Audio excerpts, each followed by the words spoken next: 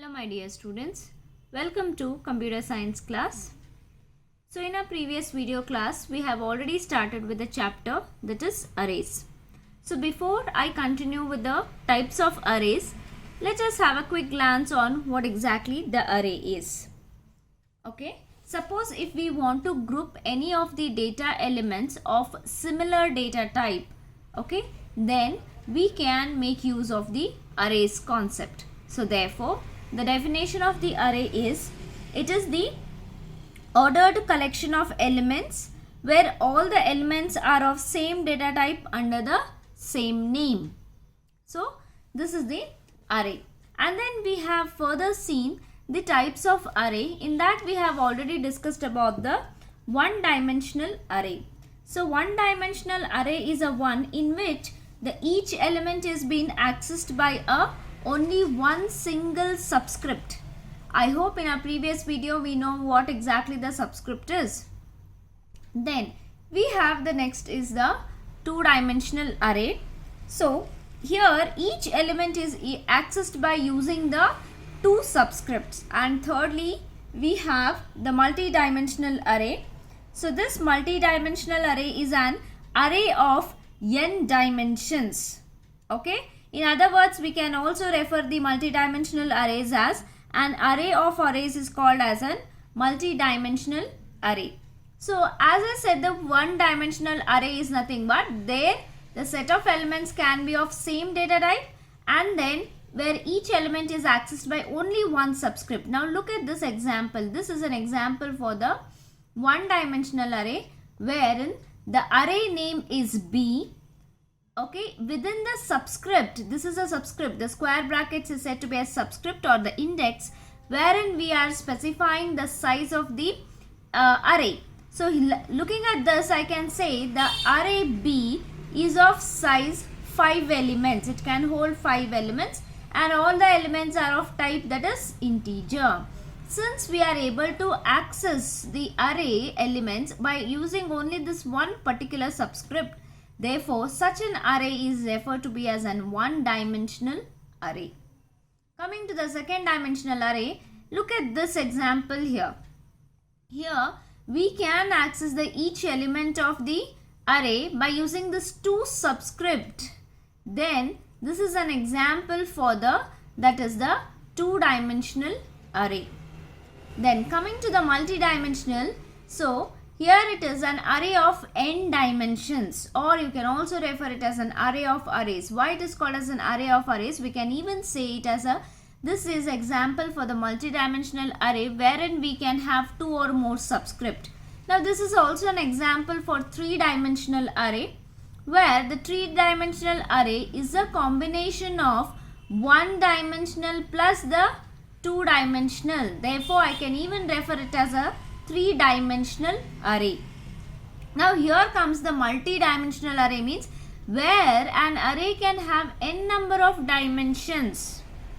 Then n in the sense it could be 3, it could be 4, it could be 5, anything. Okay. So n doesn't have limitations here. So such kind of an array we can refer it as an multi-dimensional array. Now this is an example, might be the three-dimensional array also. Now therefore, here we come across the something known as here the subscript.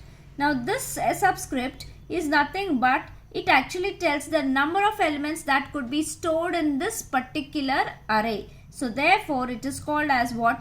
The size of the array. Now this 5 is the size of the array that is B. Okay. Let us move on here. That is one-dimensional array. Now here there is a declaration of one-dimensional array. How I should define? Now previous example, how could I have written that int followed by the array name and then followed by the size? So I have written this particular example that is based upon the declaration of one-dimensional array. Okay. So the general syntax for declaration of one-dimensional array is the data type. First we need to specify what kind of the array element should be of. Okay. So data type followed by the array name. Array name could be any kind of identifier. Okay. Then followed by the size. Therefore, in our previous example, I was specifying the 5 represents the size of the array, or the size of the array in the sense they are the number of elements that could be present in the array known as B. Okay. Now, coming to the example here. So, as per this data type, int, array name here I have taken it as marks, and here the size I have taken it as 50. Now, I can say marks is an array which can hold or which have the size of the array as 50 and the data type is integer. That means what? Marks can hold 50 different elements, but all the elements should be of type what? Integer. So this is an example.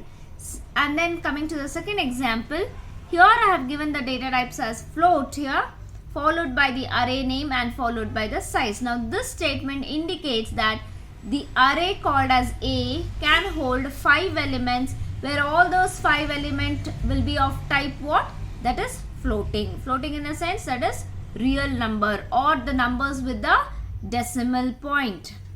Okay. Here integer represents the whole numbers. That means the numbers without any decimal point. Now, therefore, I can say marks contain how many? 50 elements of type data type, that is integer. Array contains A. Array A contains 5 elements and all should be of type floating point. I hope it is very much clear here, the examples. Okay, moving on to the next one. But here the important question is, they'll ask you, write the declaration of one-dimensional array with an example. In that case, you should write this general syntax you should write, and writing a semicolon is a must, and then followed by any of the example. Either you can take integer, you can take float, or you can even take the character. I'll show you in the next examples. Now here comes the next example. Now here is, we have initialization of one-dimensional array. Now in our previous, we have seen the declaration. Declaration in the sense what? We are just telling the compiler, okay, that we are going to use the array called as marks, which can hold 50 elements, and all those elements data types will be of integer. We are just telling the compiler that the array name could be as marks. Okay, but what elements can this array can hold? What different types of 50 elements this array can hold? When we are giving the elements to this particular array, that process is nothing but initialization. Now here, declaration is nothing but merely just declaring the array name, the data type and the size, whereas initialization in the sense wherein we are initializing or giving the values to the array, assigning the values to the array elements is said to be as what? Initialization. For example, when in case of normal variable int a semicolon is just a declaration. I am telling the compiler that I am going to use a variable known as a of data type, that is integer. But the same one, if I say as int a is equal to 10 when I refer, I am initializing a value to the variable known as a. So that's what is initialization. Same here also. I am specifying the values, or I am assigning the values to the array known as marks. This process is nothing but initialization, a very important one. Now here comes an example as int marks of 10. That means marks is an array which can hold 10 elements of type integer. Now what are those 10 elements it can hold? That is 70, 85, 60, 40, 59, 99. And further here I have written that is 56, 88, 60 and 10. So after that I have to close the flower bracket and end it with the semicolon. Now how these elements are being represented in the memory? Okay, so in the memory allocation, here is how the array will be represented in the computer memory. Now when you are looking at this point, okay, now this is the representation of the array in the computer memory. Look at here. Now what these 0, 1, 2, 3, 4, 5, 6, 7, 8 and 9. These are the positions or the locations of the array. So at 0th position, the first element 70 is being stored. At the first position 85. So these 0, 1, 2, 3, 4 actually represents the positions or the locations of the array elements, wherein marks of 0. Now this is an subscript. Remember, as we have already discussed, the array subscript always starts from the 0 and the range would be from what? That is 0 to n minus 1. Now when I say that as int marks of 10, it specifies what? Okay, so the range from where to where we can specify at which positions, that is the range will be from 0 to 9, because array subscript always begins with the 0. It will not begin with the 1.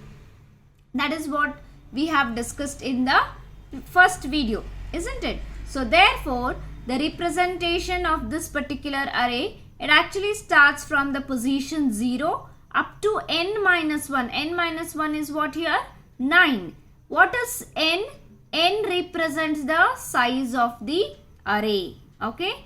N represents what? The size of the array or the number of elements. And always the range will be there between 0 to n minus 1. Now here it is 10. It might be int marks of 100 also. When int marks of 100, what will be the range? The range will be from 0 to 99.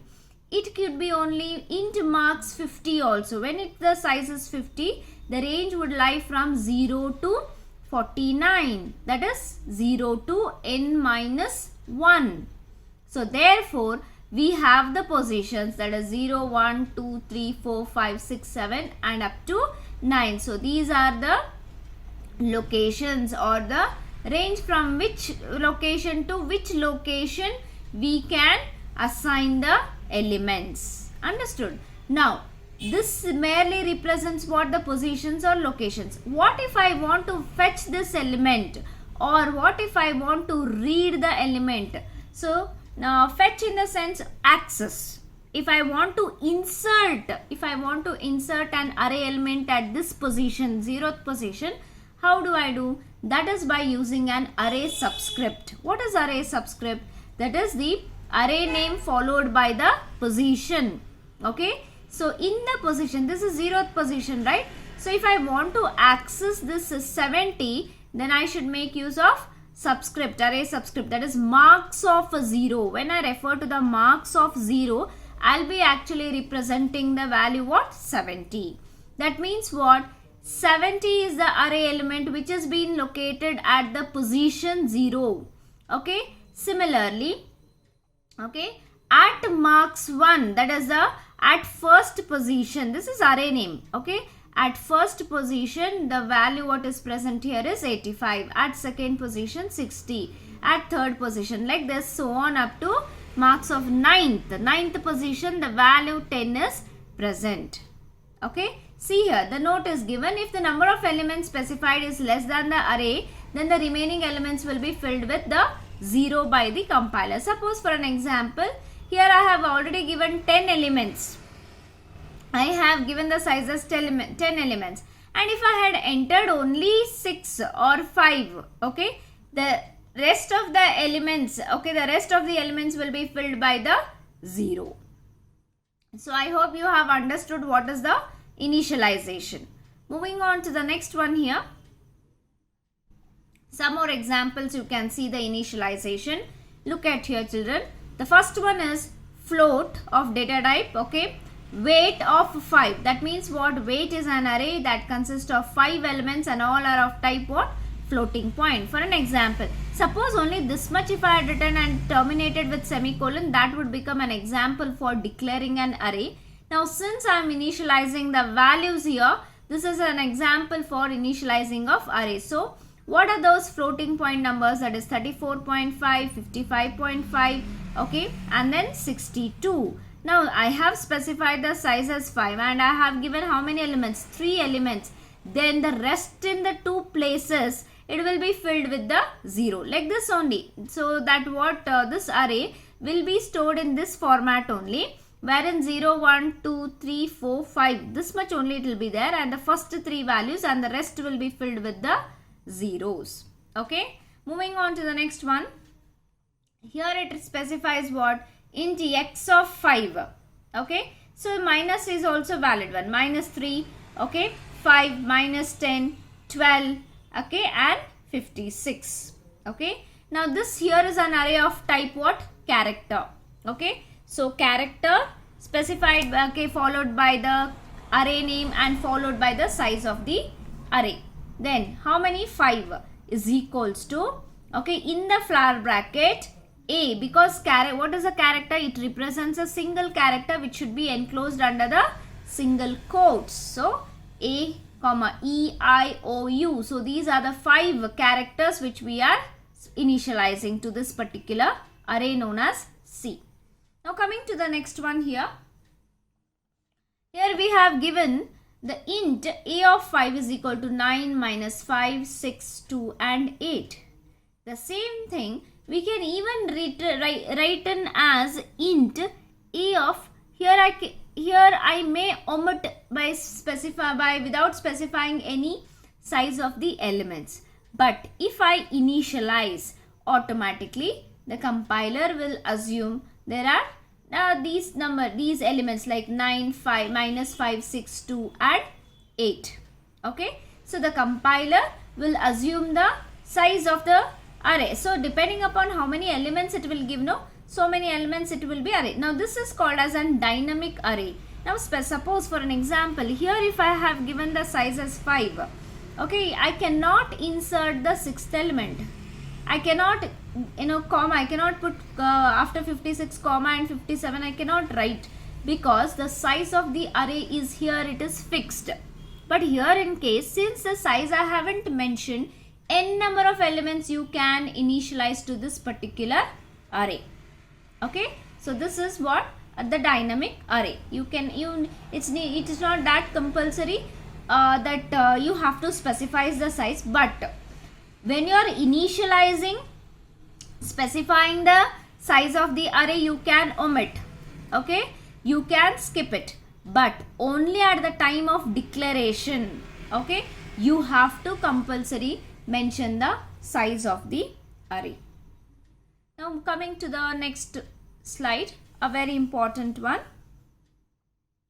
So when we declare an array and when we define an array, we are just allocating the memory space for the elements of the base type. Okay, so now declaration, okay, when here this particular declaration, actually we are just allocating the memory space for this particular array. How many memory space we are allocating? Depending upon 50 elements, but here the type is what? Integer. So 2 into 50, because each one element is will be of 2 bytes. Okay, so 2 into 50, total 100 bytes memory allocation will be done for this particular array known as marks. Okay, similarly here, okay, 5 elements, and each 5 elements, the data type size of this float is what? 4 it is. So 5 elements, so 5 into 4, so total will be 20 bytes will be allocated for the array known as A. So when we declare an array, okay, only memory allocation will be done for this particular elements based upon the base type or the fundamental data type, like whether it is integer, whether it is a floating data type, whether it is a character, whether it is a double. Understood? But when we initialize, what happens? In order to store the elements of the array, we need to use some following methods. What are those methods? Either we can go for array initialization, either we can input the values for the elements. See, in my previous example, I have just declared an array like int marks of 50. Okay, so but what are the methods? How to store the elements into array? First method is the array initialization. Now this is what array initialization previously we have studied. Initialization of one-dimensional array. Okay, so here consider int marks of 5 is equals to 56. Okay, and then 57, 99, 98, 22. So these are all the array elements. So the marks array has 5 memory space, okay, allocations. That is enough to store how many elements it is storing now? 5 elements. So therefore here this would be what? 0th position, 1, 2, 3, 4. And this would be marks of 0, marks of 1, marks of 2, marks of 3 and marks of 4. So therefore the marks of 0 is been initialized with 56, marks of 1 with 57 and for so on up to the marks of 4. Understood? So the range will lie from 0 to n minus 1. That means 0 to 4. I hope I am telling this one in respect with this particular explanation. Understood? The array range from, that is 0 to n minus 1. Okay? And we can insert, as I said, we can fetch or access the elements into the array. Access in the sense we can print, we can fetch this one. Okay, we can even insert the element 70 at this position. How I can do that? I can do by the array subscript. So similarly here also there is marks of 0, marks of 1, marks of 2, marks of 3 and marks of 4. Now coming to the next example, just few of the examples I am showing you before we start with the programming concept. Coming to the next example here, children. Now see, look at this particular array. Int marks of 5, okay, is equals to how many elements I have given? I have given only 2 elements here. Okay, when I give the less number of elements, apart from the size I have specified 5, and if I give only 2 elements, that is the less number of the elements compared to the size of the array, then the rest of the remaining, okay, elements will be filled with the 0 by default by the compiler itself. Okay, I have specified only 2 and the rest of the 3 elements will be filled with the 0 by the compiler only. Now this is how the memory representation will be there when we give the less number of elements when we are comparing with the size of the array. Coming to the next one here, look at this. The previous also I have explained. Now this I am explaining with an example. As I said, int marks, here I didn't specify the size of the array. I didn't specify here. Okay, here the size is omitted in the sense skipped. Okay, therefore the compiler will allocate enough memory space for the initialized elements. Now here 100, 57, 66, 78, 21. So all the elements could be placed in the array plus n number of elements you can give. So there is no restriction, size restriction is not here. Okay, so therefore n number of elements you can initialize. Okay, coming to the next example here. Suppose if I want to initialize all the array elements to be 0. If I want to give all the array elements to be 0, then just specify the array name followed by the size and initialize with the 0. Just give is equals to 0. Then automatically, depending upon the size, all the elements will be filled with the values, that is 0 it will be filled. Okay. Coming to the last example here of the array initialization, that is, you can see here the size of the array I have mentioned as 5. But look at the number of elements, 56, 57, 100, 1, 12 and 13. The total number of array elements, how many I have given as 6. This is considered as invalid by the compiler. When I initialize the more number of elements than the specified size of the array size, then the compiler will generate an error saying that too many initializers. Why it gives an error as too many initializers? Because we are exceeding the size of the array. So therefore, if we don't know if we doesn't know the size of the how many elements you have to declare here, then the size can be omitted, wherein you can specify the number of elements here. Like you can specify how many elements you want, you can specify here. This is a valid one. But when we specify the size, you can initialize, you can give less number of elements. When you give the less number of elements, when you initialize less number of elements than specified size, automatically the rest of the places will be filled with what, children? That is 0. But you can give less, but you cannot give more. Once you give more, compiler will give automatically an error saying it is a too many initializers, and this would be considered as an error. And until and unless you rectify it, until and unless you remove this number as 13, it will not consider it as a valid statement. I hope, children, you have clearly understood what is array, what is the different types of array, and how to declare an array and how to initialize an array. And there are actually the different methods. One method is array initialization. Directly you can initialize like this 5, and which are those 5 elements you can directly initialize. There is another method of initializing by how to provide these elements into an array, that we are going to study in our next topic. So the important questions from this video is, you can explain or mention the different types of an array with an example. In that case, you have to write all these definitions. Okay, all these definitions you have to mention, then followed by the examples. When they ask for explain the different types of arrays with an example, then you have to write all the definition and just give the examples. But sometimes they may ask only for 2 marks, mention the different types of array. In that case, mention when they say only 1-dimensional, 2-dimensional and multi-dimensional. One more important 2 marks question, explain or write the general syntax of 1-dimensional array with an example. So this one, general syntax followed by the example. Again 2 marks question they may ask, like explain the general syntax of initializing of 1-dimensional array with an example.